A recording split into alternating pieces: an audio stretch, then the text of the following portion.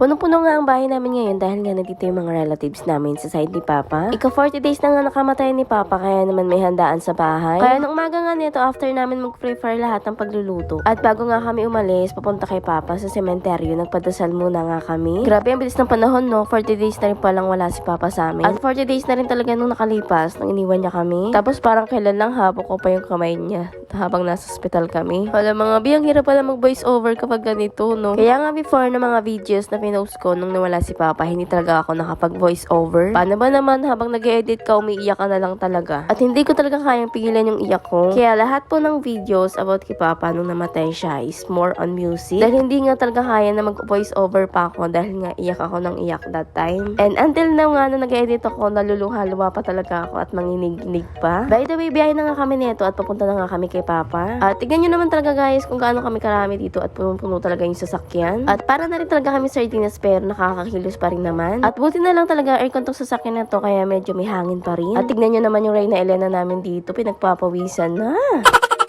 Marami pa nga kami mga kasama pero yung iba nga is nauna na sa sementeryo. Tapos yung iba is nasa ibang sasakyan naman at susunod na lang. Mabilis nga lang yung biyahe namin. Paano ba naman inaharurot ng driver namin? Share ko nga lang guys, nung umalis kami dito, hindi pa talaga ako nakakapagsuklay dahil nga nagmamadali yung driver namin. At talaga naman kamay na lang yung pinagsuklay ko dito. Buti na lang talaga maiksi yung buhok ko.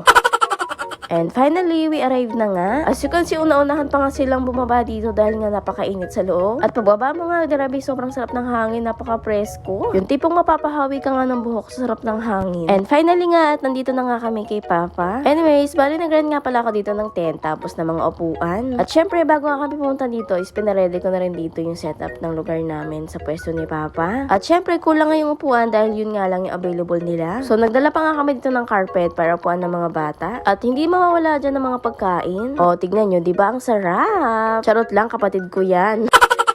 At hindi mo talaga mapagkakaila itong kapatid ko na sobrang takaw sa ice cream. Dahil hindi nga nagpapahuli yan.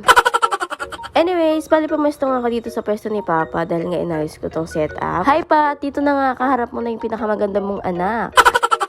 Char, hi pa, na dito kami mga mahal mo sa buhay para dalawin ka. At para na rin gisingin ka. Ay hindi, charot lang yo. Papa, medyo magingay lang kami ng konti ha. Ang ingay nito mga kapatid mo eh. Cheers! Lagyan mo punso, bali.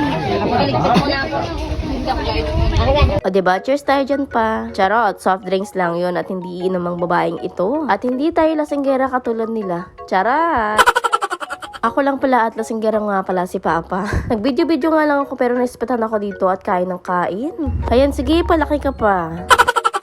Inayang ako ng kapatid ko dahil nga pinapabili nga daw siya ng snack. Pero mukhang hindi naman tindahan tong pinuntahan namin. Nagpa-photoshoot na naman nga sila dito at ginawa na naman akong camera woman. At may param-param pa nga nagaganap. Diyos ko. At syempre, alangan kayo lang yung may video at may picture. Syempre, meron din ako. Kaya ito naman, si ate mong girl, param-param pa na rin. At kahit nga yung pinsan kong kararating lang din ay nadamay pa.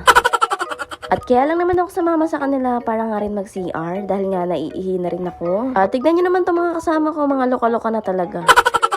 At paglabas nga namin ng CR, na dito na yung jowa ng pinsan ko at dala nga yung tricycle ni Papa. Medyo malayo rin kasi yung lalakarin kung maglalakad nga talaga kami. Tapos bago nga kami bumalik sa pwesto namin, bumili na rin kami dito ng kwek-kwek. At syempre dahil anong oras na rin ng mga oras na to, kaya naman nag-prefer na kami para nga maglinis at ang dami naming kalat. O diba, ang ganda ng outfit ng kapatid ko pero nagdadampot lang naman ng basura. At bago nga kami umuwi, syempre nag-picture taking muna kami. And ito na nga yung moment of truth na uuwi na naman kami at maiiwan na naman si Papa dito mag-isa. Kaya nga ito si Mama at hindi niya talaga mapigilang umiyak. At talaga naging emotional na naman siya dito. Pero don't worry Papa, dahil at babalik rin naman kami. Bye Papa B! At eto na nga is pauwi na rin kami. At nagulat na nga lang talaga ako nung sinakyan ko kanina. Biglang puno na talaga at wala ng space. Kaya naman sa kabilang sasakyan na nga ako sumakay dahil nga may space pa naman dito. At syempre, diretso nga kaming bahay dahil nga ipagpapatuloy pa nga nila yung inuman nila sa bahay. So we're going home na nga. Kaya Papa, don't worry at babalikan ka namin. At iiwan ka muna namin ng panandalian. At don't forget na i-guide mo kami sa aming biyahe. At makauwi nga kami nagligtas sa bahay at sa kanya-kanya naming uuwian. Miss na miss ka na namin Papa. Tingnan nyo naman at marami nagmamahal sa inyo. Anyways, mabilis na nga rin naman yung biyahe kaya naman nakauwi na rin kami. At dito ko na nga tatapusin ng mini vlog ko. Yun lang naman for today's video guys. Thank you for watching. Bye!